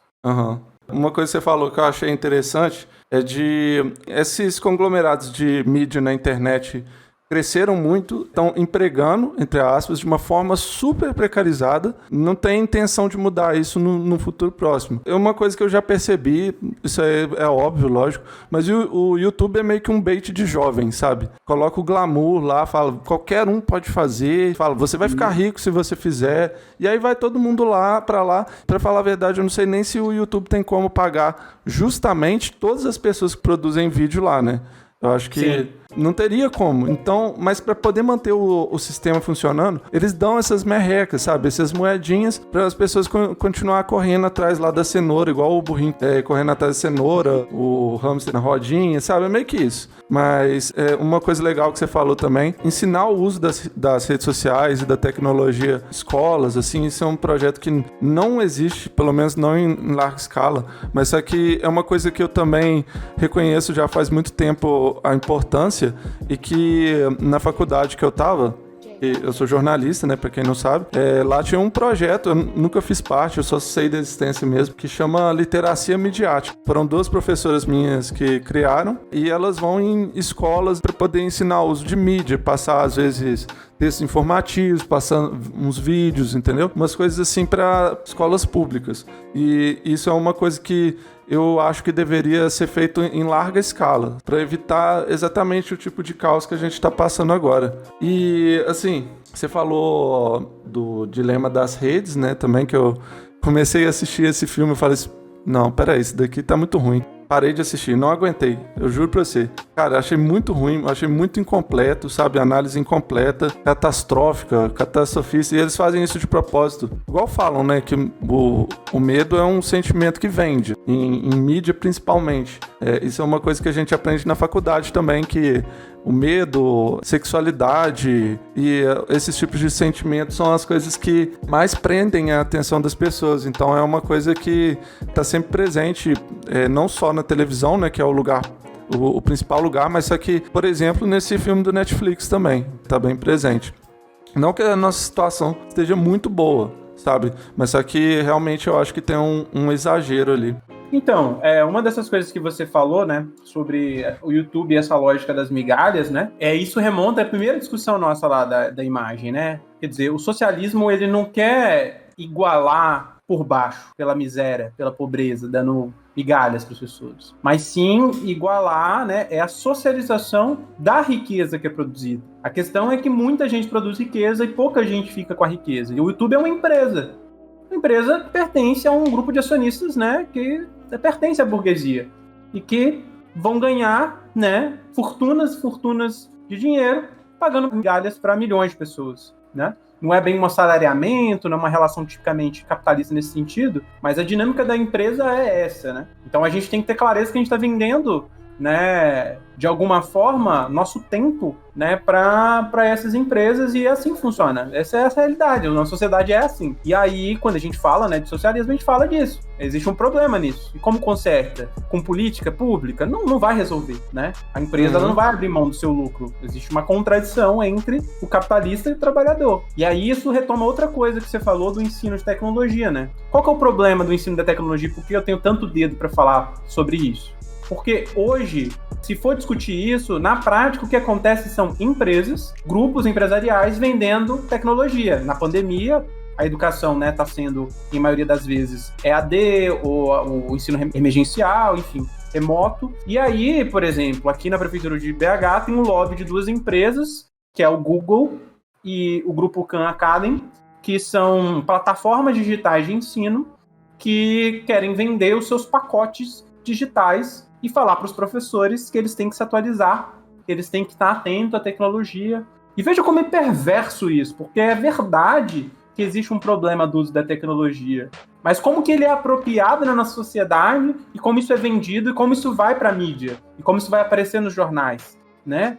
Nossa, a Prefeitura de Belo Horizonte moderniza o atendimento aos alunos, etc, tal, sendo que, na verdade, muitas vezes isso é transferir o valor para uma empresa que vai prestar um serviço, que vai ter, né, funcionários que vão ganhar geralmente muito abaixo, e vai diminuir o custo com os trabalhadores da educação, com tudo, né? Porque se num país, quando a gente não investe nem no básico, nem para ter o mínimo na escola, quanto mais ter uma escola que tenha ginástica, que tenha tecnologia, que tenha, né, tipo assim, uma estrutura que realmente, uma estrutura que desenvolva todas as dimensões do ser humano, sabe? É na sociedade capitalista. A escola, ela só serve para formar mão de obra. Ela quer, né, a grande escola de massa, né? Porque tem escola também que é para formar os dirigentes, os gestores, né? Mas a escola de massa é para formar mão de obra, para trabalhar no mercado, para trabalhar nas condições mais precárias possíveis, né? Enfim, por isso que o debate da tecnologia, eu acho que o ensino da tecnologia, do mundo virtual, ele tem que ter muito cuidado, porque às vezes ele vem com uma solução da burguesia, né, de setores, vendendo um pacote e não uma estrutura que seja realmente universalizada, pensado como uma política educacional, enfim. Isso que é o problema, né? Nada é fácil na nossa sociedade. Implementar uma educação para tecnologia, para redes sociais, sem mudar o nosso modelo necessariamente. Se a gente deixar de ser capitalista para ser socialista, aí o assunto muda, né? Lógico. Mas só que, no momento, essa iniciativa deveria ser partir do Estado, sabe? Assim, a gente sabe que não é isento, igual você falou. Um dos centros que mais se difunde ideologia é a escola. Mas é melhor do que você colocar na mão de uma empresa, por exemplo. Eu acho Sim. que daria mais certo, levando em consideração o sistema educacional que a gente tem hoje em dia. Você também falou de uma coisa que incomoda às vezes, que é o lance de transformar a professor em youtuber, né? Eu tô vendo essa tendência também. Parece até no BBB, né? Então, exatamente. Eu tava lembrando dessa cena do BBB. Que o Fiuk tava tentando falar pro João Luiz, que é um professor, né? Se quando ele saísse de lá, ele não tivesse satisfeito com dar aula, ele poderia ir pro YouTube, criar um YouTube e tal. E é a típica solução de classe média alta, classe alta, pra um pobre, né? O caso do BBB Light, totalmente diferente, que o cara já tá famoso, né? Mas levando em consideração pra pessoas que não são famosas. Essa coisa é muito de não entender, por exemplo, que os caras que são youtuber e tal, a renda deles bruta não é do youtuber, são seus grandes, né? Que é aqueles canais gigantescos. Mas em média, o youtuber que tem um canal médio ou pequeno, ele vive de financiamento coletivo, ele vive de outras coisas. E não desse negócio, sabe? Não do YouTube em si. Então é muita ilusão, né? É uma venda de uma solução fácil para uma realidade que, enfim, não faz sentido. Ai, meu Deus. Se prepara. E a gente vai para a próxima imagem agora. E eu falo para você que está ouvindo também, se prepara. Ela tem muito a ver com o contexto que a gente está passando no momento, né? Que a gente acabou de passar agora pelo aniversário do golpe da ditadura, né? Esse podcast foi gravado em abril. Tem gente comemorando isso. Primeiro, eu quero firmar aqui minha posição de ditadura nunca mais. E sabendo disso, vamos ler um comentário de um desses apoiadores da ditadura que tá sempre lá no Twitter. O Luigi, ele chama esse cara aqui de gordinho churrasqueiro. Ele diz o seguinte, eu não vou falar o nome não, fica aí se vocês quiserem saber depois, mas enfim, ele diz, se o movimento de 64 não tivesse acontecido, ao invés de estar lendo este tweet, você estaria numa fila desde as 7 horas da manhã para pegar um pão na padaria estatal, utilizando sua caderneta de comida dada pelo governo. #comunismo nunca mais, isso daí é ele falando. Mas e aí, Diego? Estaríamos mesmo? Ai, por onde eu começo nessa questão, né? Primeiro, vamos falar sobre o que foi, né, a ditadura e por que ela aconteceu em 64. Depois a gente vai sobre a padaria estatal. Então, primeiro sobre o golpe, né, de 64, ele teve um processo anterior, né? A gente tem que entender um pouco a história, né, da formação social brasileira. A gente tem, antes disso, né, na década de 40, década de 50, um processo de industrialização, de crescimento do país, e logo em seguida um processo grande de êxito rural, enfim. E na década de 60 a gente tem um processo bem interessante, que é um processo de crescimento do nível de organização dos sindicatos urbanos e rurais. A gente existia, na época, né, o Partido Comunista era, de fato, o partido político, né, que representava a grande massa da população, dos trabalhadores, né? Não existia PT, não existia outros partidos, assim, que tivessem grande expressão. Só que na década de 60, já no ano de 60, na verdade, a gente teve a chamada campanha da legalidade. Existiam 2 pessoas que foram eleitas. Antes, na eleição, você elegia o presidente e elegia o vice-presidente separado. Não era uma chapa única. Então foi eleito... Como é que chama o nome do cara agora? Putz, esqueci o nome da desgraça. Enfim, e o vice foi o João Goulart, né? Se você puder achar aí o cara que foi eleito, eu não lembro de o Jânio Quadros, tava falando. O Jânio Quadros, isso, o cara da vassourinha. Ele tinha um negócio que era varrer a corrupção, essas coisas, né? Nada nova, gente. E aí, o que acontece? O João Goulart ia para uma viagem diplomática para a China e tal, para alguma coisa assim. E aí, o que ele faz? Ele se destitui, ele pede renúncia como presidente para gerar um processo que setores ligados, né, aos Estados Unidos, ao empresariado americano, que já no Brasil já se consolidava, né, já era um setor aqui, para tentar dar um golpe, né, no movimento ali constitucional de umas coisas que estavam acontecendo. A gente teve uma Constituição na década de 50, né, e esse processo foi quebrado porque o João Goulart, ele, se eu não me engano, ele era uma figura do trabalhismo, né, do setor de base, e ele é avisado e ele volta para o país. E aí ele volta, tecnicamente ele é o presidente, mas não aceitam. Então começa toda uma campanha militar, inclusive, para impedir a posse do João Goulart. E aí a campanha da legalidade, a grande figura que vai articular isso é o Leonel Brizola, né? Uma figura do trabalhismo de esquerda e tal, nacionalista. e vai fazer um enfrentamento, vai conseguir, na época ele era governador, se eu não me engano, no Rio Grande do Sul, e vai conseguir articular esse processo para impedir o golpe na Constituição, que era um golpe que ia empossar o vice, né? Porque a ideia do cara do Jânio não era essa. E aí isso criou uma grande tensão. Por quê? O João Goulart não era uma figura radical, mas era um cara que, nesse processo dessa campanha, vai começar a assumir uma série de pautas do que a gente chama de reformas de base. O que são isso? Reforma agrária, lembrando que o país, né, historicamente, o país que vem da escravidão, do latifúndio, das grandes concentrações de terra, né, de reforma urbana, de, né, uma série de estruturas que vai de educação, a saúde e tudo mais. Só que a gente tinha na década de 50, né, uma revolução chinesa, uma revolução cubana, e as contradições nos países da América Latina eram muito grandes. Então vai acontecer o que a gente chama de, né, hoje já tem historiografia, já tem estudo sobre isso, chamado Plano Condor, que é um plano dos Estados Unidos junto com a burguesia desses países da América Latina, com uma influência nos exércitos que eles já tinham também, vai dar um golpe, né, nesses países. Então 64 vai acontecer no Brasil, mas na América Latina em outros momentos vai acontecer também. O que era isso? Isso era para refrear um crescimento, né, de acúmulos de luta que a classe trabalhadora tinha. Década de 40, década de 50, houve muitas lutas nos nossos países, né? De luta por direito à educação. Cara, na década de 40 é quando a gente começa o movimento de educação popular de alfabetização das pessoas. As pessoas, a grande massa da população, não sabia ler e escrever.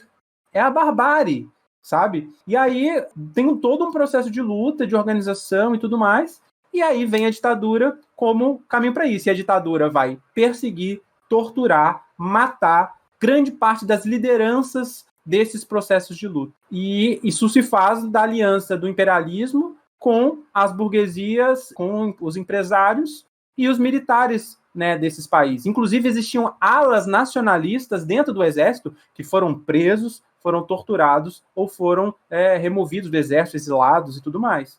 Porque o exército também, né, ele se conformava de uma forma plural, assim, tinha os setores, né? Óbvio que era minoritário, mas se tinha setores nacionalistas. E esse setor ele é destruído, né? Ele é quebrado lá dentro. E aí o próprio exército brasileiro ele vai assumir outra posição a partir desse momento de 64, né? Porque é uma posição teleguiada pelos interesses imperialistas, né? À toa que o nacionalismo, né, do bolsonarismo, dessa galera, é o nacionalismo que beija a bandeira dos Estados Unidos, né? Nacional entreguista. Essa é a bizarrice do negócio. Então é isso. A questão é, existiria uma revolução socialista no país se a ditadura não acontecesse? Não sei. Eu sei que o nível de organização dos trabalhadores era cada vez maior. A burguesia, para prevenir qualquer possibilidade de grandes reformas ou de mudanças minimamente estruturais na nossa sociedade, optou por massacrar e destruir, né, tudo que for possível da organização dos trabalhadores. E aí, essa é a grande verdade do que foi o processo da ditadura. E vai dirigir, né, o processo que a gente chama de modernização conservadora, que era crescer indústria, né, fazer um monte de coisa, mas tudo controlado no cabresto, né? Com problemas de inflação lá no talo, enfim, só fazendo um monte de cagada, como é Angra dos Reis. Eu morei em Angra, fiz faculdade em Angra. Construí uma usina nuclear num terreno todo acidentado, cheio de problemas geológicos, sabe? Umas coisas bizarras, construir estradas quilométricas, destruindo uma série de coisas, né? Transamazônica, lá tem a Rio Santos, que é coisa feita, sabe? Na burrice mesmo. É umas coisas meio assim que foram feitas na tratoragem. E aí, né, pensando, a chance de ter socialismo ou não? Não sei. Eu sei que se de fato a lógica dele é existir socialismo, a gente estaria numa fila de 7 horas da manhã para pegar um pão na padaria estatal? Não. Porque o socialismo não é planificar no sentido de que tudo é ligado ao Estado e o pequeno comerciante, o pequeno produtor, essas pessoas elas não existam, sabe? A padaria vai ser ligada ao Estado. Como que isso funciona, gente? Não faz sentido, sabe? Não faz o sentido absoluto disso. Pode ser que o Estado forneça a farinha, forneça os materiais básicos, então provavelmente os pães não vão ter tantas diferenças porque não vão ter 1 bilhão de marcas diferentes, mas o comércio do varejo, essas coisas, é comum. Pode ser que não existia também, igual ele tá falando, né? Ah, você vai usar o caderneta de comida. porque você não vai ter dinheiro. Então, é verdade, teve processo de tentativa de não ter dinheiro e teve alguns problemas, e, por exemplo, a gente tem a NEP na União Soviética que vai buscar alguns mecanismos de criar isso, né? Uma espécie de moeda interna que vai servir, porque ou crédito, né? Na verdade, você não recebe necessariamente uma moeda, um dinheiro, como é na sociedade capitalista. Você recebe créditos e esses créditos são trocados, né, por outros produtos e tudo. Então, é um pouco diferente. Mas a lógica de uma padaria estatal e filas quilométricas, ela não é verdadeira. Ela já aconteceu em alguns momentos na história, assim, de filas por comida, porque a gente teve processos de fome, né? Lembrando que a industrialização no mundo ela aconteceu no século XX, então a própria Rússia, na década de 20 e 30, ela passa por um processo de fome muito grande, porque tem uma região ali que é uma região que está próximo de deserto, que, né, geograficamente é uma região muito complicada. E se perdeu, né, a plantação, se perdeu aquela produção em massa de grãos, de não sei o quê, e fora quando não existia boicote interno de setores que tinham, né, produziam, mas queriam ficar para si, ou aumentar a sua taxa de valor recebido pelaquela produção, né? As coisas são muito complexas quando a gente passa a entender, né? Que é a coisa dos kulaks, né, na União Soviética, que eram grandes produtores, né? Que com a Revolução Socialista, eles não acabaram do nada, e eles tinham essa coisa de controlar o mercado dos grãos. Então, a gente tem aqui naquelas coisas onde a gente armazena os grãos, uma quantidade, só que eles diziam que não tinham nada. E aí isso gerava conflito, gerava problemas. E, de fato, problemas de produção mesmo, porque você não tinha tecnologia, faltava uma série de coisas, e havia fome. Então, nesses períodos de fome, as pessoas faziam filas para acessar. Pois é, quando tem uma tempestade que destrói uma cidade, e que vai ter, né, as pessoas ganhando um monte de coisa, etc., porque está num processo assim. Então, a ideia é que, assim, o Estado está te dando e tal, mas o Estado, né, numa sociedade, um Estado operário, ele está dirigindo aquilo que é produzido por todo mundo. E se você está recebendo do Estado, é porque você contribui de alguma forma, você trabalha de alguma forma. Enquanto na sociedade capitalista, não, a sua relação é com o burguês, e o burguês, ele vai determinar, né, a migalha, que é o seu salário, dentro daquilo que você trabalha. Se você, às vezes, está produzindo X valor, né, você recebe, geralmente, né, eu já vi contas de algumas pessoas fazendo disso, né, sei lá, você trabalha numa indústria de carro, você monta, sei lá, 10 carros por dia, mas um carro que você produz já paga o teu salário, sabe? E você produz 10 por dia, e sendo que você trabalha 30 dias. E o resto fica com quem? Fica com o burguês, é o que a gente chama de mais-valia. É a extração da riqueza que foi produzida socialmente. Você e todos os outros trabalhadores que trabalham com você recebem uma migalha, enquanto o burguês ganha toda essa fortuna. Então, né, você falar de padaria estatal sem reconhecer que tem um monte tem algumas figuras que ganham milhares sobre a grande massa de trabalhadores é muito fácil, né? Então, assim, né, comunismo nunca mais, né? Nunca existiu no Brasil. Né? Essa é a verdade. Nunca existiu em lugar nenhum, né, na verdade. Sim, sim. Mas, assim, a ideia, assim, do socialismo, né? Porque o que acontece, né? Para esses caras, política de compensação social, que não é uma política comunista, porque o comunismo não quer dividir migalha, o comunismo quer socializar a riqueza.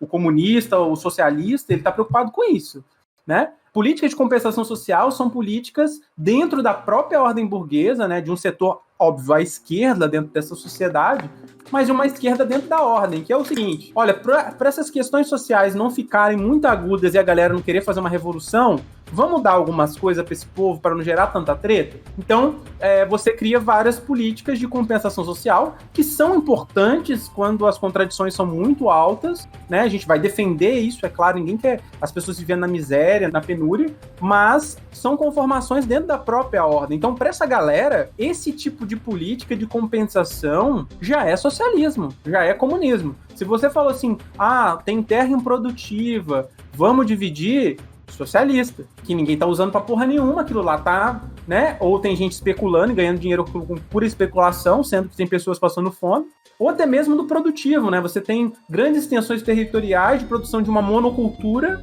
que vai vender pra fora, que vai, né, enriquecer uma burguesia específica e não vai gerar nada pro povo aqui no país. Então, para essas pessoas, qualquer coisa que toque nessas estruturas, né, seja estruturas de opressão, né, contra LGBTs, contra mulheres, enfim, contra quilombolas, indígenas, né, você vê a posição do Bolsonaro sobre os indígenas, é a coisa mais absurda do mundo, né? E a gente, pensa na nossa história, nós invadimos o território dos caras, dizimamos a grande parte da população e, né, claramente que os indígenas são um problema da nação, né? São um problema do desenvolvimento nacional, né? Que muitas figuras falam, inclusive pessoas de áreas que, em tese, seriam da esquerda, né? Uhum. Enfim, é um absurdo só. Mas é isso, né? A questão. Para essa galera, qualquer coisa que toque, né, nos problemas das grandes desigualdades que são fruto do capitalismo, que produzem essa desigualdade, é ser comunista, né? Então é aquela coisa até que eu brinquei lá do Dom Helder Câmara, né? Se eu pergunto por que a pessoa não tem pão, você é comunista, né? E aí isso gera uma confusão para as pessoas em geral de achar que qualquer pessoa que defende política social é comunista. E liberal defende política social, dependendo do setor liberal que ele faz. Outros setores eles vão defender isso, política de compensação, bolsas de auxílio, né? Isso não é mexer na estrutura, é reformar a estrutura para que ela continue funcionando. É basicamente isso. Aham. É bastante coisa, né? Tem um parente meu que ele fala exatamente isso daí que o Bolsonaro falou. Ele falou uma parada bem cruel, mas foi relacionado, não foi exatamente a mesma coisa.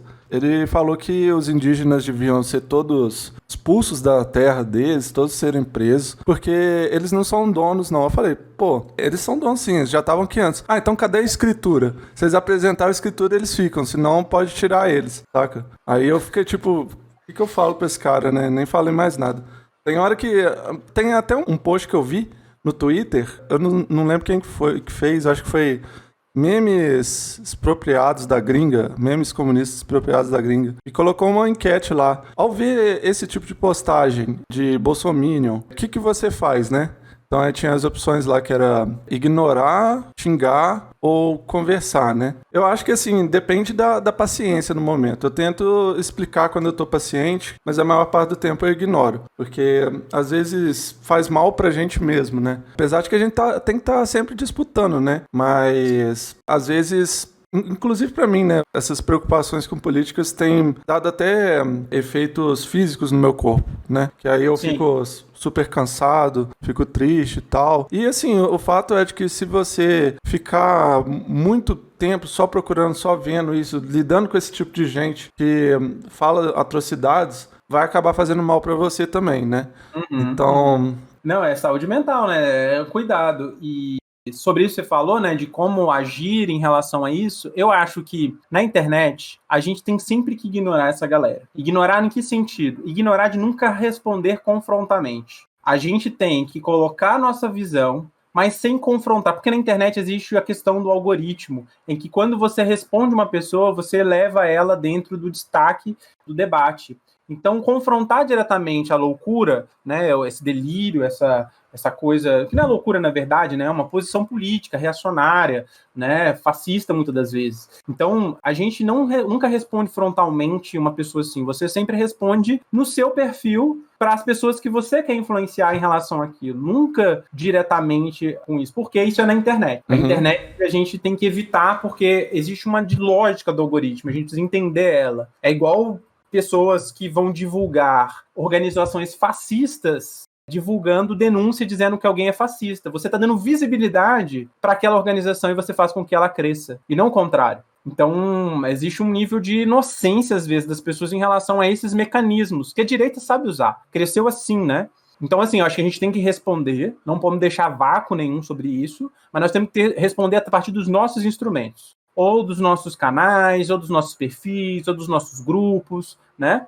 Agora, do ponto de vista pessoalmente, quando você lidar com um bolsominion, eu acho que você tem que tentar abrir diálogos e conversar e entender as pessoas. Na minha escola, né, que é uma escola pública de um bairro periférico de Belo Horizonte, eu já tive casos de lidar com bolsominion. Então tem um cara que é professor de longa data, o cara inclusive tem laudo médico, então ele é afastado de dar aula porque tem crises nervosas quando ele está sob pressão em sala de aula, enfim. Várias questões. E é um cara declaradamente bolsominion, assim, né? E é um cara religioso, é um cara que, né, eu quero ser do bem, é um cara super carinhoso com as pessoas, Mas falou de política, né? Vira o Gremlin, joga água nas costas e sai os monstros, né? Tem muitos assim. E aí já rolou de várias vezes a gente conversar e eu conversar de boa, assim, ó, explicar e tudo. Só que essa pessoa, assim, ela tá conformada na ideia dela, tudo que eu falo, porque eu sou comunista, eu tô querendo defender alguma coisa e tal. Então, assim, é muito difícil, mas já aconteceu, por exemplo, do sindicato, na época que o Bolsonaro foi eleito, estava na campanha, na verdade, né? O sindicato se posicionou politicamente, colocou fora Bolsonaro um pôster e a gente colocou em todas as escolas da rede, né? Porque nós estamos disputando, pô, que é inimigo da educação. Ele foi e arrancou, ele deu um chilique na escola, assim, arrancou aquilo, transtornado, né? Eu não reagi, deixei ele dar o chilique dele, porque assim, o que eu vou fazer nisso? Não vai dar em nada. E aí, obviamente, todo mundo viu aquilo, eu coloquei politicamente para o grupo, expliquei o que aconteceu, e todo mundo, nossa, que absurdo e tal, e nananã. E foi isso. Aí, obviamente, você acha que eu ia deixar de pôr o pôster e me intimidar? Não. Fui no outro dia na sede do sindicato, peguei um pôster novo, colorido ainda, porque ele era preto e branco o outro, coloquei lá. Aí teve até uma moça que falou assim, nossa, que falta de respeito, você poderia só simplesmente ter tirado e ficado assim, né? Como se esses caras pudessem nos calar, né?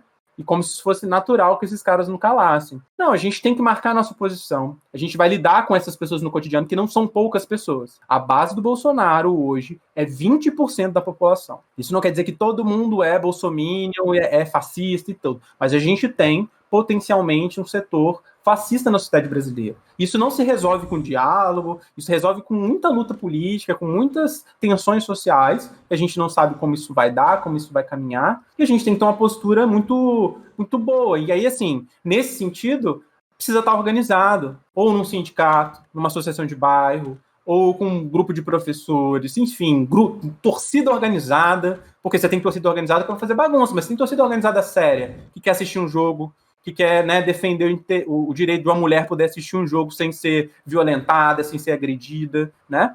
Enfim, coisas que, né, minimamente quem é progressista ou está preocupado com isso deve se colocar. Mas lidar com essas estruturas do bolsonarismo, desses grupos, eles são organizados, eles fazem as coisas, eles estão dispostos, eles são radicalizados, eles são dispostos a arrancar um cartaz, são dispostos a ir para porrada com você, né? Então, isso pode acontecer. Agora, a gente tem que saber conduzir isso, porque essa luta é uma luta social, no sentido que eu não posso, eu sozinho enfrentar. É luta de massa, eu tenho que ter outras pessoas me apoiando. Então, o que eu fiz na escola foi convencer todos os colegas de que aquilo era um absurdo e que ninguém poderia chegar e intervir numa decisão que era coletiva, que era de todo mundo. Isso não se trata de, vamos defender a democracia. Não, isso é organização de classe. É entender que nós somos um professor, nós temos um sindicato que representa os professores, e nós temos uma posição sobre isso, mesmo que nem todo mundo concorde, mas a decisão coletiva da maioria foi essa. E aí nós vamos expressar essa decisão coletiva.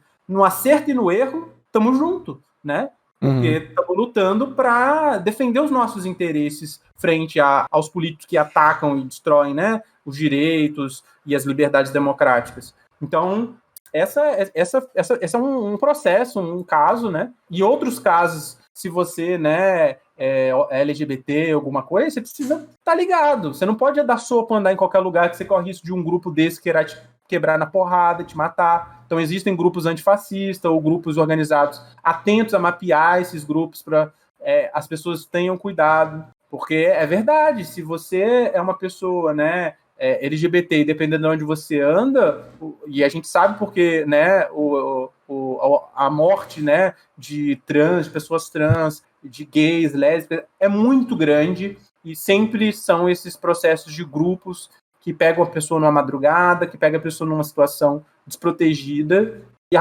executam essas pessoas, né?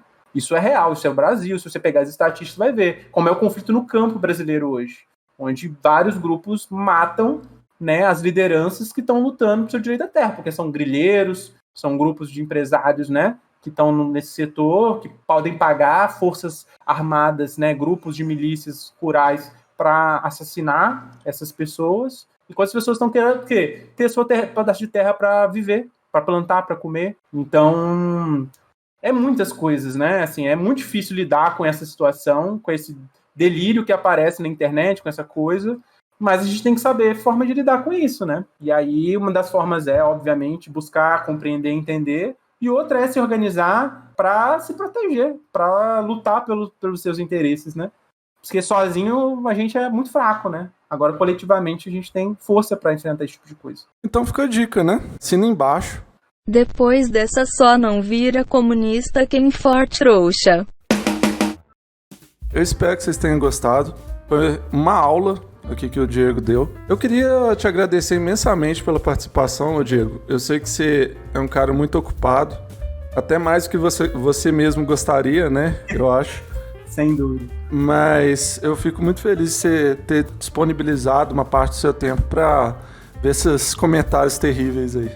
Não, que isso. Eu que agradeço o espaço. Acho que você está aí, né, tentando fazer aquilo que você já disse em outros episódios aqui, né, que é trazer sua visão, né, de mundo, trazer questões que você quer ajudar as pessoas a pensarem, refletir, né, à toa que você é jornalista, né, tá preocupado com isso. E, enfim, eu sou um militante, né, eu sou um lutador, e onde me chamar para fazer luta, para fazer fala, para defender os nossos interesses de classe, interesses históricos, né, também eu vou estar. Então, assim, agradeço muito. Para quem não conhece, né, tem, assim, minhas redes sociais, acho que você pode colocar aí depois, se vocês quiserem chegar, trocar ideia, conversar. Toda semana eu abro a caixinha de perguntas ao menos uma vez lá para trocar ideia, assim, óbvio que caixinha de perguntas é resposta rápida, né? É tudo um Diego Miranda, né? No Instagram, um Diego Miranda, em todas as redes, né? Então, assim, se vocês quiserem chegar, trocar uma ideia, que às vezes eu não consigo, nos stories não dá para responder, mas caixa no privado, né? Além disso, eu faço outro podcast, né, que é o Revolu Show, que é um podcast que não é grande, mas também não é pequeno, né? Nós já temos aí um bom tempo de estrada, é um podcast que muita gente já conhece, já ouviu falar. A gente tenta fazer bastante coisa, então a gente tem um formato, às vezes, bem sério, porque a gente quer formar as pessoas, né? A gente quer trazer bastante conteúdo para que as pessoas cada vez se formam e desenvolvam a habilidade, né, de ler, de estudar, de compreender a realidade. E a gente traz diversos convidados, temas, né? Às vezes uns são mais pesados, outros são mais suaves, assim. Tem as lives descontraídas, então a gente bebe no YouTube, tem um canal de YouTube do Revolu Show, então a gente bebe, conversa e fala as coisas, enfim.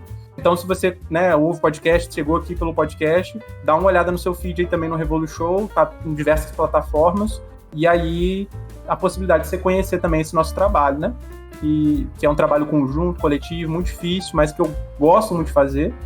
E, enfim, é isso. No mais, agradeço muito espaço, agradeço a todo mundo que ouviu a gente, teve paciência de ouvir a gente, né? Porque a gente sabe que não é fácil na vida corrida que é. Mas é isso.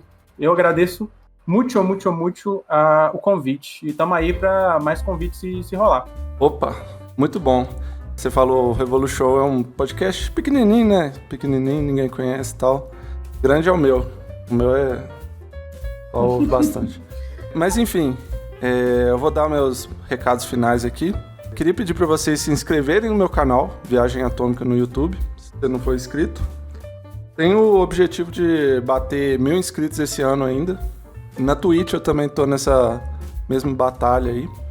Mas, além do YouTube, eu tô em todas as outras redes sociais. Inclusive no OnlyFans, como já diria o Diego, né? Então é isso. Muito obrigado e até a próxima.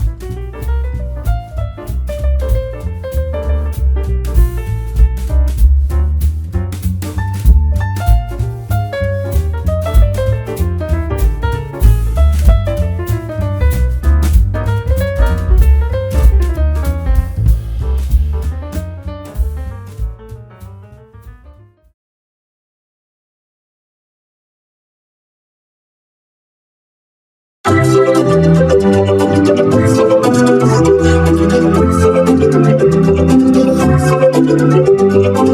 right back.